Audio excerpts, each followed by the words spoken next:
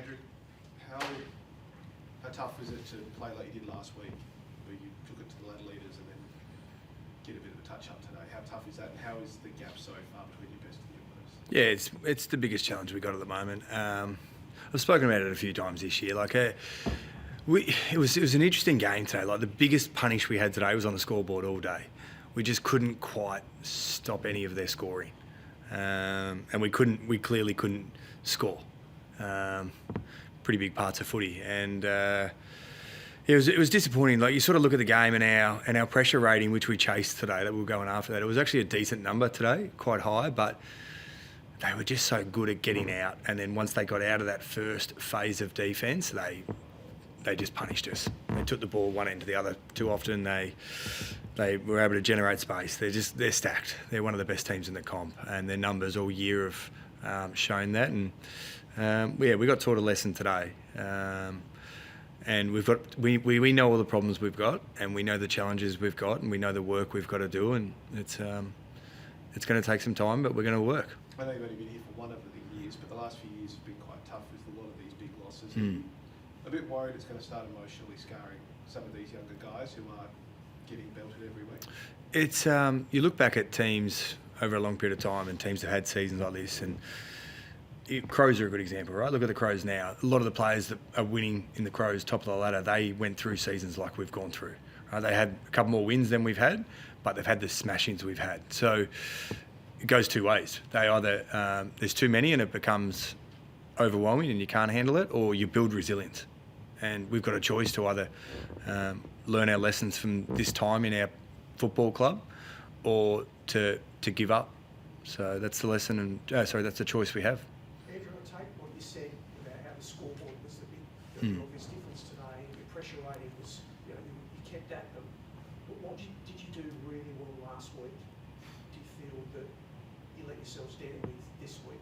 Is there anything that stands out to you? Probably our system of defence we didn't quite get right today. I think it was sort of, I mentioned at the source we were decent, but pretty much once it got outside the source, it felt like we struggled and broke down a little bit. So we'll delve into that and work out why the fluctuation is so large. Well, over the summer, will skill be one of the bigger focuses, because especially in defence in the first half, I think as a lot of errors seem to cost you guys goals. Yeah, I think it's a great call. That's at the moment we're a long way off it with our fundamentals of the game.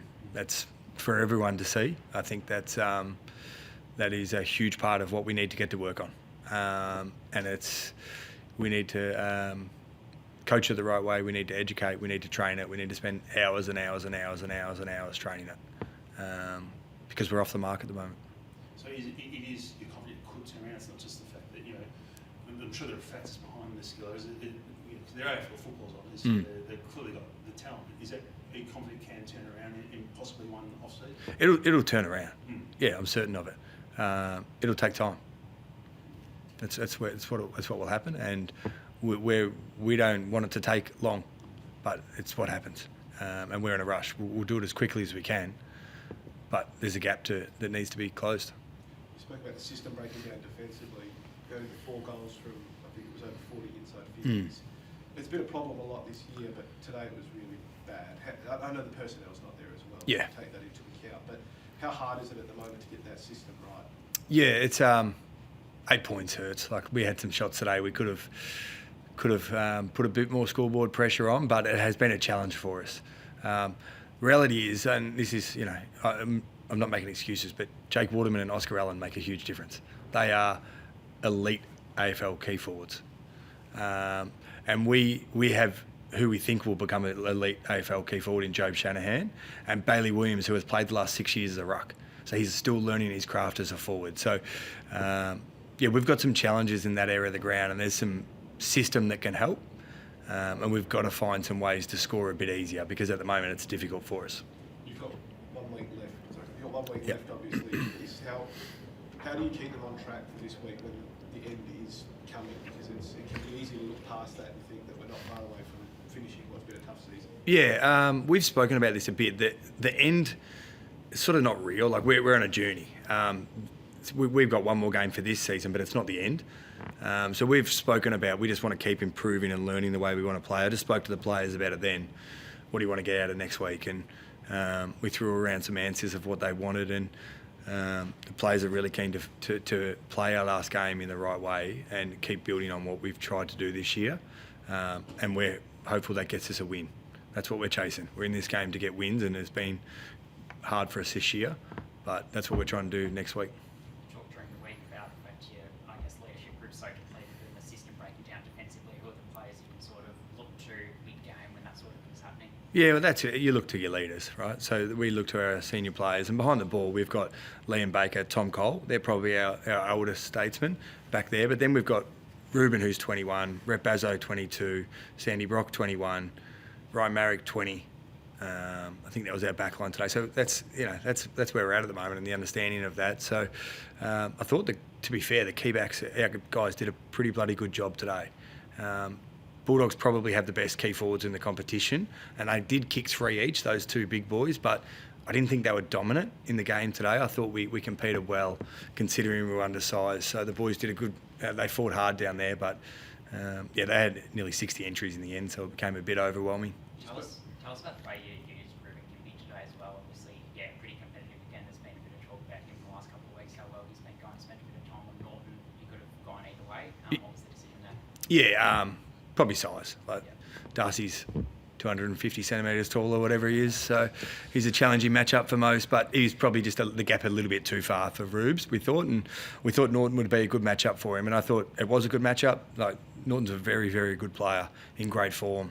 I thought Sandy Brock, who matched up on Darcy, competed really hard as well, and Croft in his first game, showed some good signs for them as well. So, 3 big, tall key forwards they had. I thought we competed hard. You spoke about that choice earlier, whether you give up or you embrace it and try and win games going forward.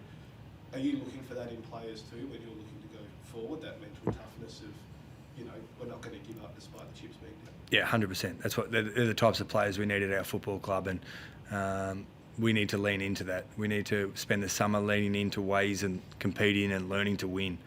And we're going to build that into our whole pre-season program. We're going to build competition into everything, and we're going to start to learn how to win again, because it's lost at our football club at the moment, and we've got to get the feeling back. So obviously this is only your first year at the club, but 11 wins over 4 seasons. Historically, it's I think one of the worst records in history. Is the worry that, you just sort of touched on it already, but is the worry that it's been so ingrained in the club that it might be hard to turn that around? Is that one of the biggest challenges you have as a coach to, as you said earlier, to try and learn to win again? Yeah, well, I think, I sort of did speak to that, and I think it's real. That's how many wins we've had, so somewhere that has an effect, but you also have a choice. And you choose to learn and grow, or you choose to give up. So we'll choose the players who choose to learn to grow. And firstly, Bailey Williams was one of the highlights of that mark that you took. How would you make that one? Yeah, he was good. Yeah, I didn't actually see it. Did he take a good hanger? There was a hanger. Yeah, was it? Oh, he can do that, Baz. He takes him at training, so that's good to see. And we know how effective Bailey can be, and it's just he hasn't played a lot of forward. So we tried him. He's growing his game there, and he's showing some signs. So it was good.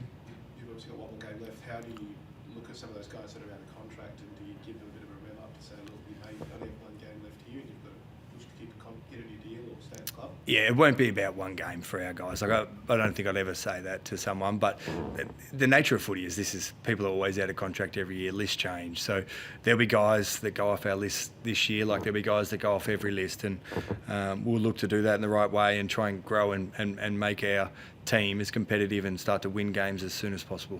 You've had the year to implement the game plan. You spoke before about skills and learning to win. Is that going to be the priority this pre-season if the game plan's a little bit more embedded, do you feel? Yeah, so it's good. We'll go through both parts of it, because we still need to educate our game plan further. But now we've had 12 months doing it, we can start to spend time on narrowing that focus a little bit, and probably what I spoke about before, finding ways to compete and win and keep working on our fundamentals of the game. Injuries today, all good? Yeah, we're all good. Yeah. Thank you. Right.